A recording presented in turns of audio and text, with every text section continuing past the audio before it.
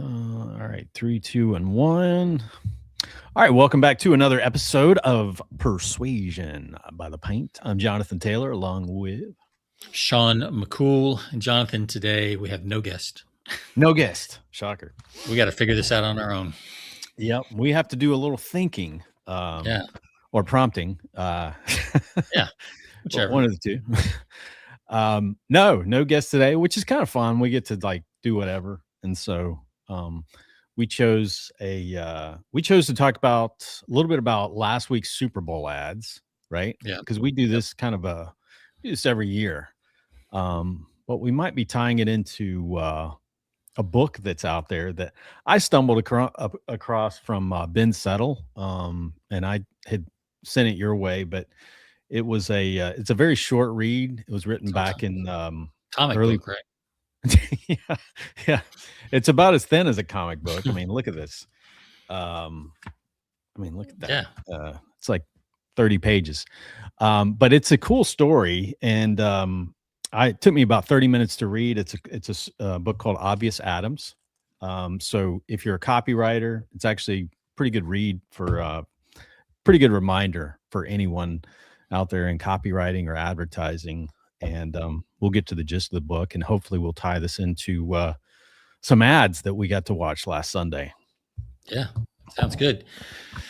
I see you're at the Man in the Pub up there. Yeah, I'm walk in while you're there. Yep, got it's a slow day. Business is slow today. In the background, there's no one coming or going. Yeah. So I got the place to myself. Well, let's talk about these beverages we got going on today. I'll go first since I've already got mine pulled up. So today I am having a chocolate peanut butter imperial stout by Great Divide Brewing, and it's the Yeti kind of line of beverages that they have. Yep. So this is 9.5%, 75 IBUs, and I mean I can smell the peanut butter when I poured it. Oh man, I love that. So it's basically almost a Reese's cup in a can. Hopefully, I tell you, I'll give it at least a 4 or 5 just for that art. I love the art. Yeah, it's a good brand too. I actually have the Yeti mug that I got for Christmas in a gift pack a couple years ago. Mm-hmm. So pretty sure I've had this one before, but it's been at least 3 years since I've had it. So yeah, we can start recycling some of these year one beers now. Yeah, exactly. Yep. Start coming back to them. So what do you have over there? Well, we both. So this was a new one for me. Hub City. Have you had anything by Hub City Brewing? That does not sound familiar. Which city is that? Where is Hub City? Hub City. Let's check it out. Is that like? Let's check out. I don't Hub know City. that nickname. They're based out of Jackson, Tennessee. They're on the west side of the state. Okay. They got some cool art too. It's a lot of times where we go when we were driving from Knoxville to Dallas or somewhere. That was a good stopping point. Well, this is their I have their Snowplow Vanilla Porter. Okay. Oh, Vanilla Porter. Sounds good. Vanilla Porter. Yep. And this is a looks like an energy drink brand for skiers and snowboarders. Yeah, it does. Look at some of these others. Rivalry IPA. I wouldn't have that. I like the Pirate Ale. The Pirate Ale. Yeah, looks good. I love the art there. That's pretty cool. Yeah. But this is it says, look out, Jack Frost. Here comes Snowplow to take the cold with abundant amounts of roast balanced with the delicious taste of Southern snow cream. 7.2%. If you pour it and it's yellow, that's not good because snow is not supposed to be yellow. So. I won't be drinking it if I see any yellow in here. It is a vanilla stout, though, right? We talked about recycling beer, but not that kind of recycling. Yeah, exactly. That's a stout. This is not Bear Grylls' show, so we're not doing that. No, it's a porter, vanilla porter. Yeah. Okay. Yeah. Good. So hides All the right. P. Can't see it. Yep. All right. Well, let's cheers it up. Cheers it up. I don't have the Too obvious. I Oh don't yeah, have you're. this I don't have the sound Clink. effect today, so I'll have to say clink.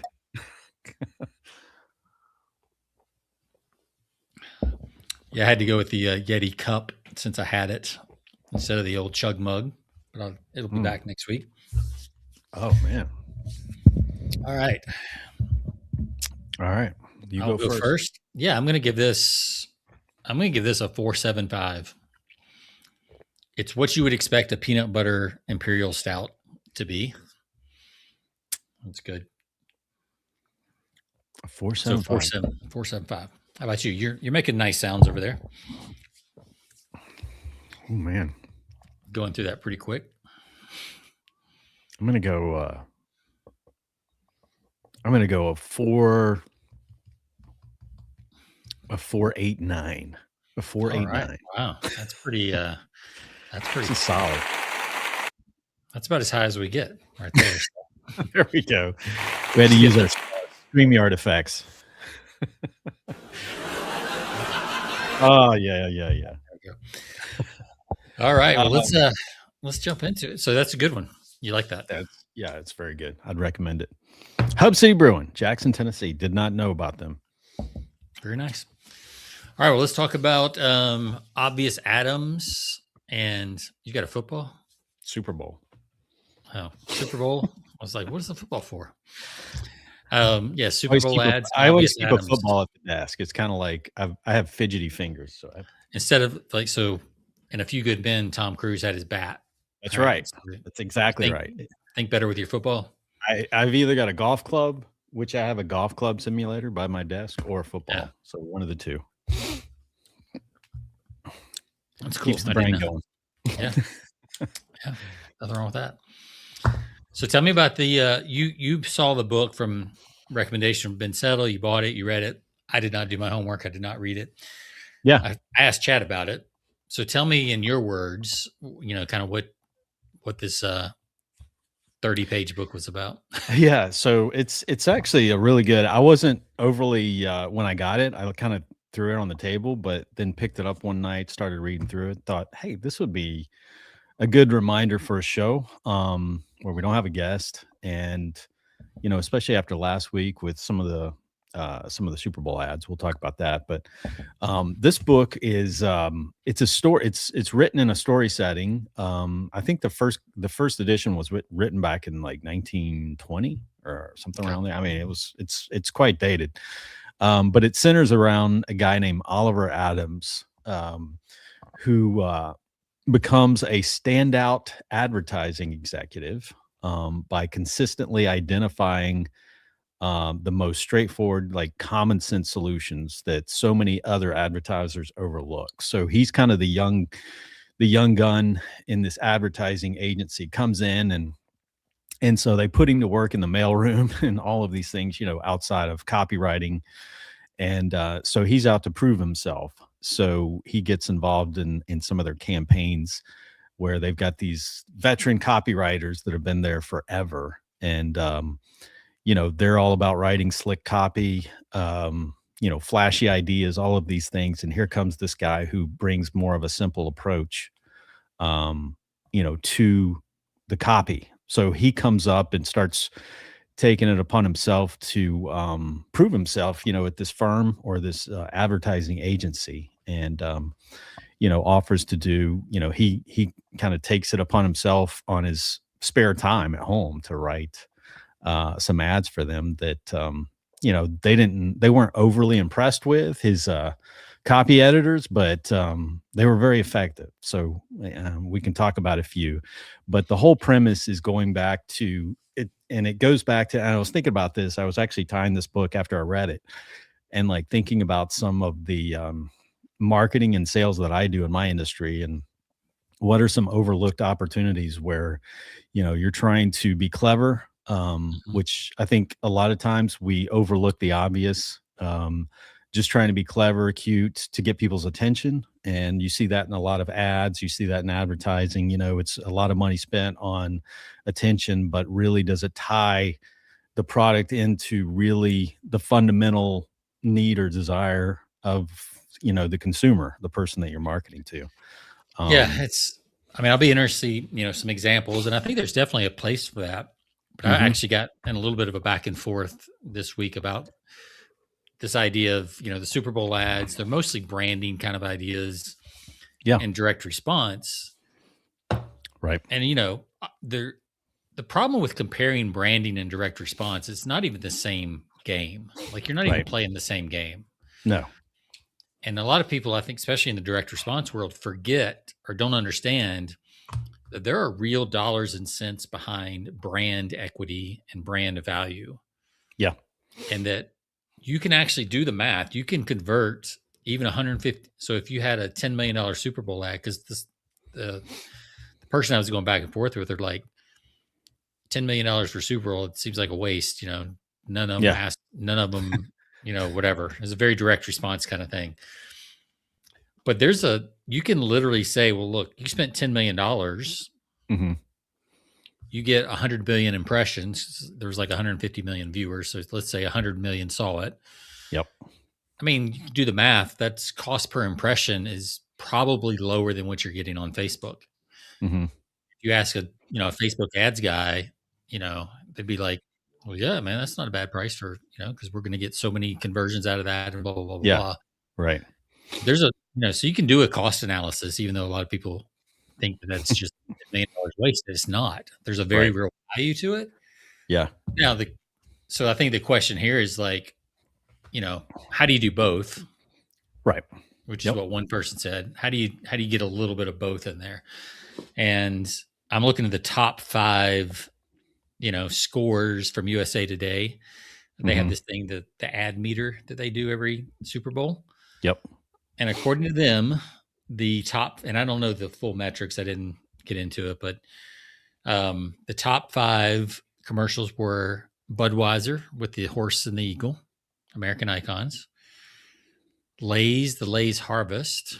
Put these up on the screen. Yep. Pepsi, The Choice, and then Dunkin's Goodwill Dunkin', which I thought that was terrible. That was horrible. I didn't. It got some really good reviews, but I thought it was kind of stupid. Yeah, and then Michelob Ultra. Was the Ultra Trainer, so Ultra Instructor. So those are the big ones, and I think Budweiser is exactly what you would expect. Like, I would not expect them to point out something that maybe Obvious Adams would point out. Right. Like, I don't know what he would find for Budweiser at this point. It'd be interesting to know. But before we go down that road, I did a quick, search about it, and it sounds like what he did, and you tell me if I'm wrong and you can elaborate, but the way he found the obvious thing was by doing the research that most people didn't want to do. Exactly. Yep. So it wasn't obvious. He spent a lot of time. No. It was only obvious after the fact. After the fact, yeah. Yeah. That's what's funny about research a lot of times, because I mean, I know that for myself. If I don't have good research for what I'm writing about, then you do end up trying to be clever or cute or funny or whatever, right? Yeah. So what were some of his research, or or do you have any examples from the book? Yeah. Yeah, absolutely. And it reminds me a lot of the Claude Hopkins, because Claude Hopkins was he came around. He was probably around this same time. I think Scientific Advertising was 26. Yeah. Yeah. So that was around the same time. So he would have been in his career at the same time. Yeah. Yeah. So, we've talked about the example where Hopkins goes to the Slits. It's Slits beer at the time. Right. And they're suffering. I think they got knocked down. I don't know if they were the fourth, fifth brand. They were trying to, push their market share up. And so he did they hired Claude Hopkins. He visited the plant. He walked through and looked at some of the most obvious things that they do, which is, how they sanitize their the bottles, and the process, which the people, the operators and the people on the floor said, and the technical people said, well, this is everybody does it this way, right? I mean, Yeah. we're not doing anything any different than Nothing what special here. Budweiser, nothing special. But Yeah. but that wasn't the case, because I mean, it was nothing special, but the fact of the matter is no one else was highlighting the process by which they packaged it and bottled it, and the clarity in their, or the purity of their beer, the process Yeah. And that they went. you think back when this was going on, the 20s, like not everybody had clean running water, right? I mean, they had well water, they had, Right. people reusing stuff. Like, I Exactly. mean, it was a different, you had the meat packing plant problems back in that era. Yeah. Right. So, I mean, there's, industry was still dirty, is my point. Mm-hmm. Yeah. Right. A lot of Yeah, because factories were still dirty, like right. all that stuff. So I think that's an angle we don't talk about enough when we tell that story, is kind of the context of what was going on Yeah, what around was that happening? time, to really Because that make would that be fly like, today. yeah, No one would care today. I mean, it's like that wouldn't be an issue, because it's a different yeah. time. People aren't as, now it might have worked in COVID, right? During Yeah. COVID, Right. somebody had to come out with that angle or something like that. Hot Yeah, steam that's kills, a good point. Yeah. but for the most of our lives anyway, Yeah. you kind of already expect manufacturing and things like that to be pretty clean. That would not have been like a big shocker, I don't think. Mhm. I don't Yep. know that ad would have worked in 1985 or 2025. You know what I mean? Yep. So that's just my hypothesis. Yeah. First time I've ever thought about that, actually, around that story. But yeah.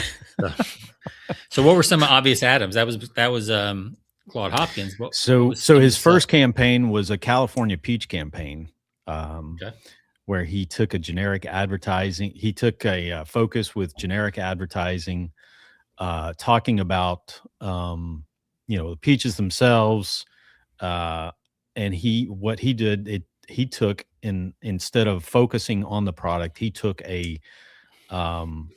he highlighted more of a direct to consumer benefit. So he created a headline called 6 minutes from orchard to can.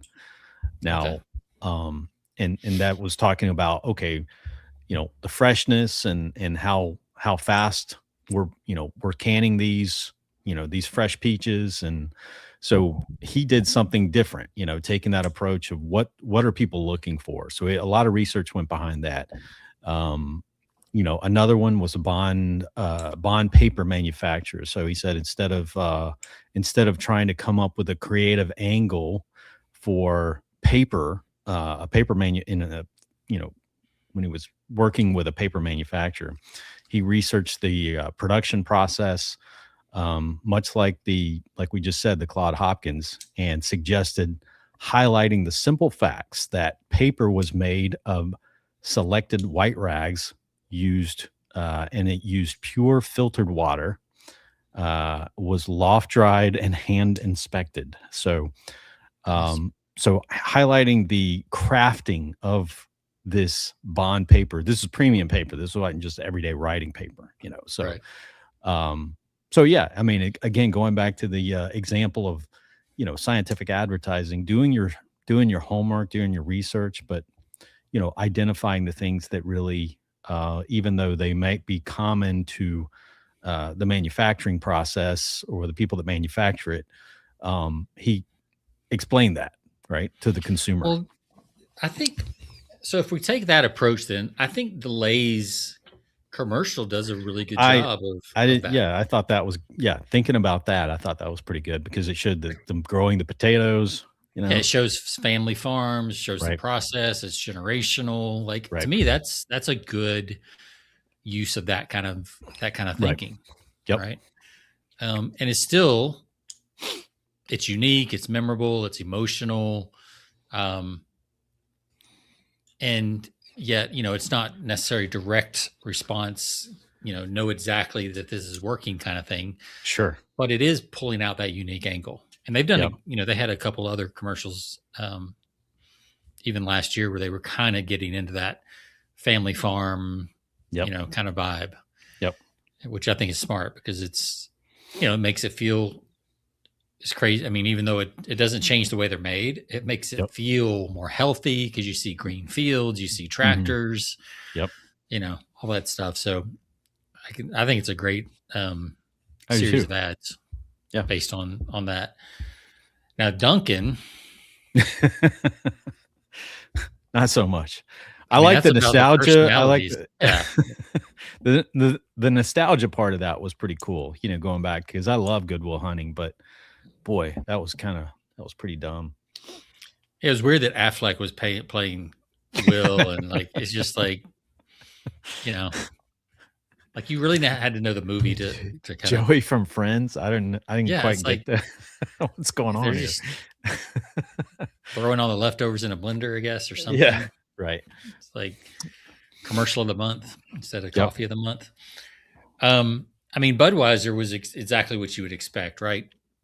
yep. Clydesdales, they brought those back. I actually I found it hard to like get into it emotionally because Mhm. the little eagle was obviously CGI'd and it was kind of clunky and it Right.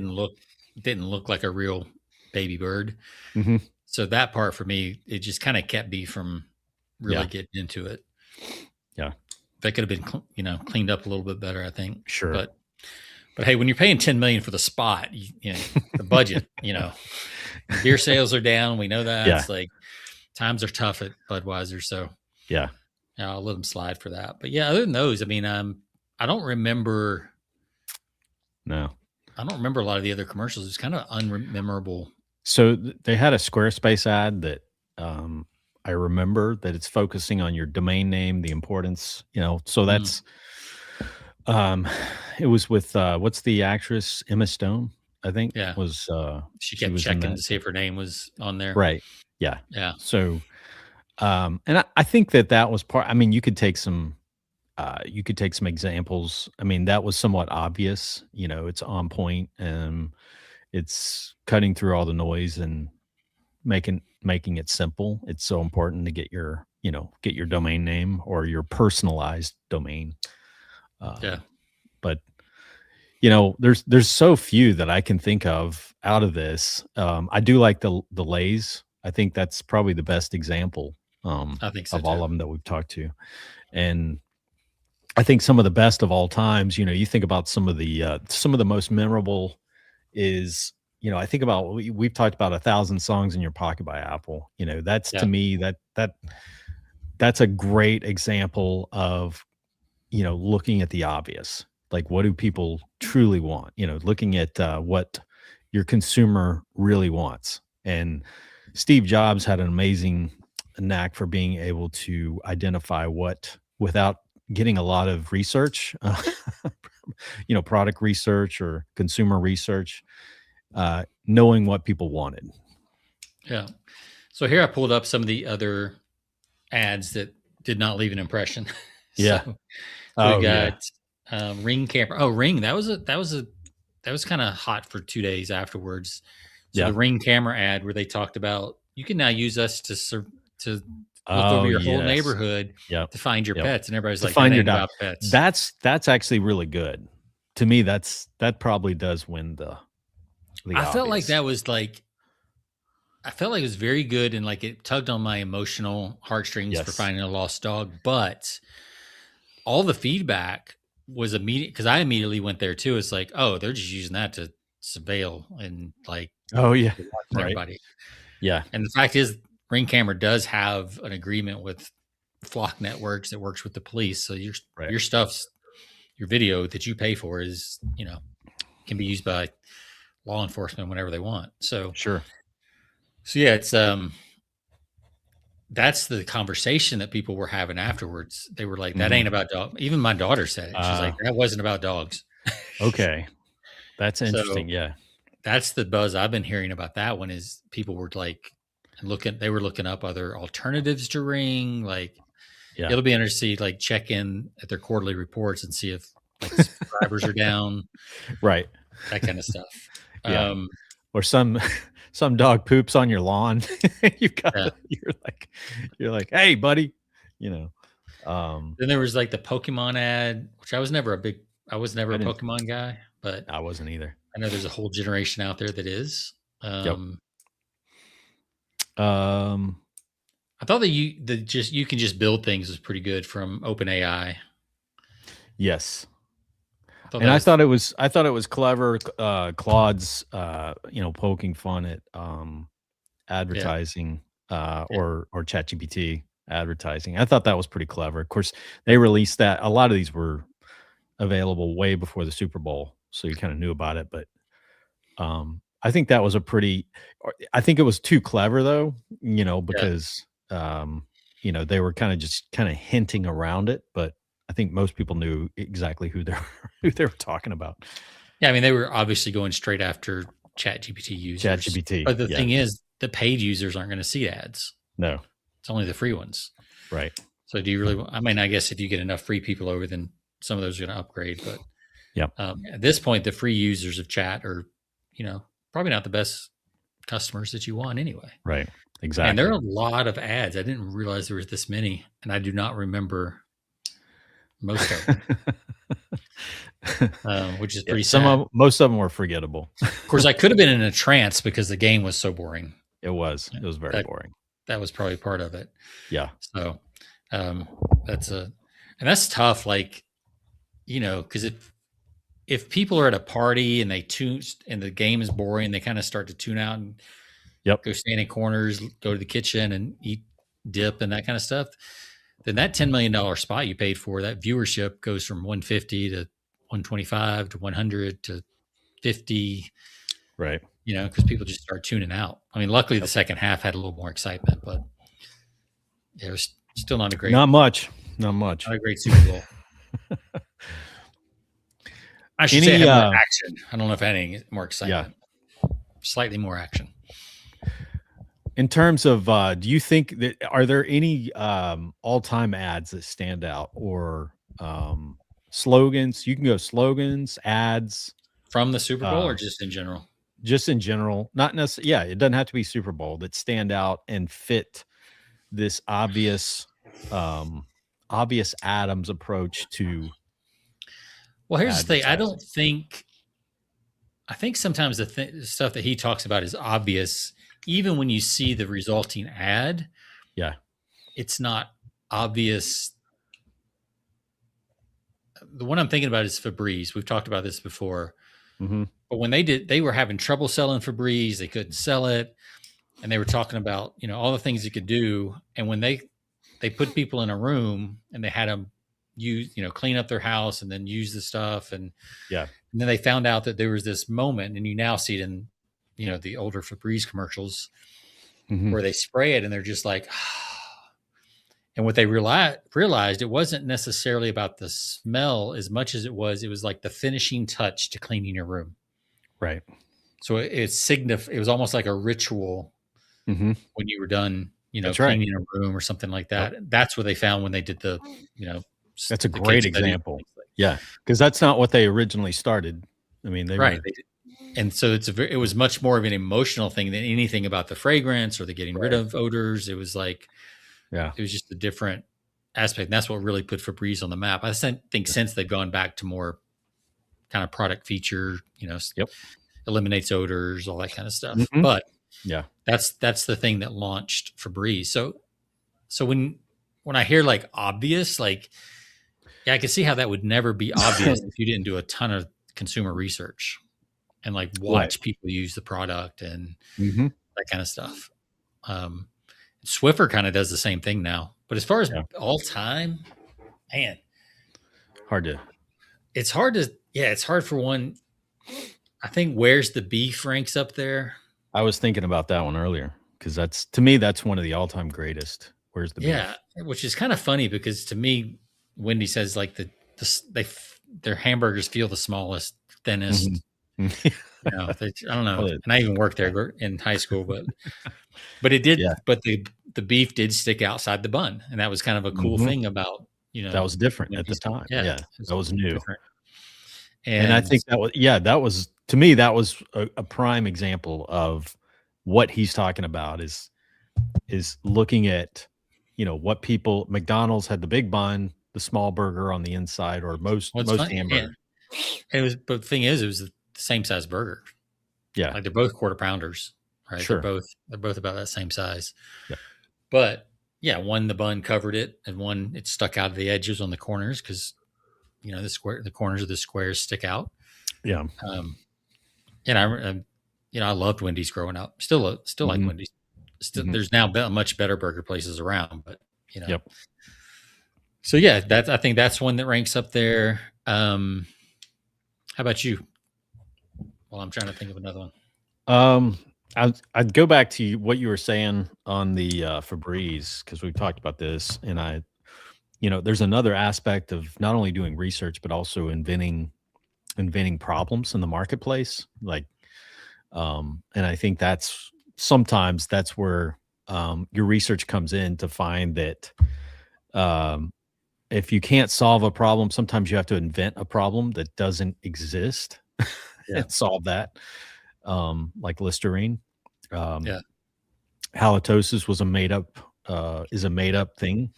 It was never a real thing. Halitosis, bad breath. Halitosis was just an invented word for just having lousy breath.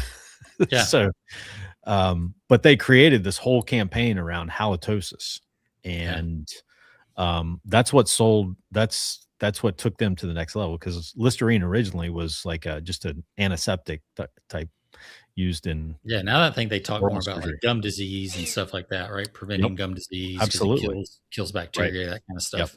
Yeah. I tell you, the one that came to mind for me is, and it's been around for like, one thing I look at is how long did the advertising campaign last, which is not always the only metric, obviously, but Yeah. this one's been around forever. Bounty, the quicker picker upper. Mm. Oh yeah. Now part of that is the rhyming of it. Mhm. Part of it is, was it Ogilvy or whoever said that like the best form of advertisement is demonstration? Yep. And you always see Now that the you hand always with see the them paper towel swiping up. wiping. Yeah. Yeah. And it's Now just they one use, wipe. yeah. One wipe is all you need. You don't need like 3 or 4 wipes with a dozen paper towels. Yep. Right. And they always show like the liquid about to run off the edge of the table. And Yep. it's like, I don't know who has paper towels in their hand ready for something like that. Like, Ready to you go. got to go find the paper towel and grab it, Yeah. tear it off. Yep. But and then they've used that same kind of demonstration, Mhm. which I guess is kind of sort of something Adams might have done. Obvious Adams might have done, right? If you see that in diaper commercials where they show how much liquid it can hold, tampon commercials, like all these pad commercials, like all this stuff. Yep. They love pouring that, red or blue goo out to see how much it can absorb. So I think that the ads that actually demonstrate the product are great. Yeah. And obviously it's hard to do that with a lot of products, but when you can, and that's to your point with 1,000 songs in your pocket, that's not a actual demonstration, but it's a demonstration in words. Like, oh my God, usually I can get 8 to 10 songs on a cassette tape or a CD, and that's about it, right? Yeah. And if I can only carry so many of those, right? And this was 1,000 songs. I mean, that's imagine 1,000 songs. Still one of the all-time best. Yeah, and the iPod is still better than the iPhone. Yeah, in my opinion. Yep, I agree. The tactileness of it, the the wheel. Yeah, the physical wheel. It's nothing like it. Yeah, that's a great device. Do they still make those? I don't even know if they make those still. Yeah, I think you can get them. They don't. I have to get one. They don't. Instead of taking my phone on walks, just take an iPod on walks. My first was the mini, or what was it? The shuffle. The shuffle, yes. The square one. The shuffle. Yep. Could clip it to my go for a jog and clip it right to my sweatshirt or sweat jacket and go for a jog. So as opposed to holding onto your phone today, that's here's another obvious example. So it's so there's some good examples. Hey, I want to talk about one other thing before we wrap up. I know we got a shorter day today. Yep. I got to talk about the streaker guy at the Super Bowl, and I got to talk about it because he's not actually a streaker, and it's bugging me. Like, So I got a little bit of a rant. Like, I'm like, Yeah. if you're calling this guy a streaker, you are part of the problem in America. Because this guy went on the field with pants NBC, on. did NBC even show that? I mean, They I did didn't not see it. show it. And the guy had Okay. pants on. Okay. He took his shirt off, but he still had black jogging pants Yep. and tennis shoes. I think he had tennis shoes. That's not streaking. Like, we have so lowered our standards in this country that now streaking requires pants. I mean, it's We need to ridiculous. redefine streaking. We need Make to streaking redefine. make streaking great again. Yes, like, if you're gonna do it, I mean, that's like bungee jumping from the ground. I mean, like, Yeah. what's the point? It's Yeah. like there's no point to it. And he was trying to do he a went. business deal. He's And, just going halfway. Yeah, yeah, exactly. He's not 'cause it fully was, committed, not fully invested in yeah, his. or divested in this case, I guess, maybe. Yeah, it's just bugged me. Did you know, by the way, Jonathan, that our alma mater, University of Georgia, Yeah. is known for the largest streak event? Really? In 1974, they had 1,500 streakers go through Athens. Wow. Through campus. 1,500 Somehow that doesn't surprise me. in 1974 in Athens. Yeah, not surprising at all. So, Not surprised at all. I will say, you're allowed How to wear far is- shoes. You're allowed to wear shoes when you streak. I'll give you that, Okay. and maybe a cape, a short cape, just for showmanship. Yep. But pants, that's just unacceptable. Like, that is not streaking. Go buy I know the guy's trying to pump up his business and all that kind of stuff. Like, go buy some Google ads, man. Don't waste my time with fake streaking. So Yeah. that's my old man rant. Well, if the audience didn't see him, I mean, all he was getting was a little. He's getting some free publicity, obviously. Well, he had the meta glasses on, so he recorded the whole. Oh, event. he recorded. Okay, And gotcha. then he put it as content the next day. But a real streaker's not doing it as content the next day. Like, you said doing the it for price moment. the price of that on or that close to he was sitting close to the He said his tickets were $50,000. okay. Yeah, $50,000. Wow. And he had a partner with him who jumped over first to distract the security guards so that he could go out and. Oh man, a decoy. He had a decoy. Yeah. He had a decoy. So I don't know if that 50,000 includes his ticket. I would imagine it did. Oh, I'm sure you got to pay for two. Yeah, wow. So yeah, apparently it's his second time doing So it. this was planned out. Yeah, because you're right. He did this twice. I'm sure a lot of planning goes into something like this. Yeah, if he's done it before, I'm sure that if he's done it at a Super Bowl before, I'm sure that they've got to probably. I'm sure he got banned, right? He was wearing a fake like gnome beard and glasses. Oh, okay. So he had a disguise going. Had disguise going. Yeah, he had it planned out. And that's what I'm saying. Streaking should not be a planned out media event. Like, it should be spontaneous. It should be completely stupid. Well, if you're doing it a second time, you can't be spontaneous. So yeah. You got to plan out a little. So, you can be spontaneous the first time, but you can't be spontaneous the second time because you're not even going to get in. Yeah. But for the history and the tradition of streaking. So I'm assuming he didn't wear pants the first time. He didn't wear pants. No, he did. Yeah, he wore pants first time too. Okay. All right. So neither one. He's wow. Yeah, he's a serial streaker who's never taken 0 for 2. It's crazy. Oh well. So anyway, he got his. That's the state of the world these days. That's why kids are soft. Back in my day, yell at cloud. Back in my day, yes, streakers didn't wear pants. That's right. Oh man, good stuff. Well, again, the book, going back to the book, it's Obvious Adams. I would recommend, it's worth a read. You probably get it on Kindle for like a couple of bucks. But a little quote by Jack Trout. Most people know him in the advertising world. Says the best book that I have ever read on marketing. That's saying a lot from someone of his stature. Yeah. For somebody who wrote the 22 irrefutable laws of marketing. Is that what it was? Yep. Yeah. Yep. So yeah, grab the book. It's probably, like you said, it's It's probably a free copy floating around because it's public domain at this point. Yeah, So, I think somebody bought the rights to it, but I think it's in public domain regardless because it's 1916. So, yeah, because I saw several different copies on Amazon. oh So. yeah, you can republish it. So make your own copy and sell it on Amazon if you want. I might just have to do that. I might have to republish different. this, add your own flair to it. There you go. Yeah, There's add your own spin, some modern day examples. There you go. Boom. Yep. Add some pictures. Yep. All right. Well, to all of our listeners, this will wrap up. We do have a guest next week. We're going to be talking about the science and psychology of smells and how they are used in Smells.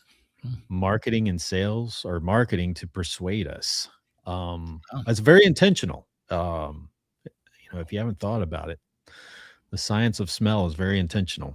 So that's interesting. That's a new angle we have not tackled. So I'm excited. I know. That's what. Yeah, and our guest is actually be looking for some samples that we're going to be because she wants us to do during the live show. We're going to be doing some smell tests, I guess, on some samples that she's sending us. Very nice. And she's going to get our feedback on that. So should be fun.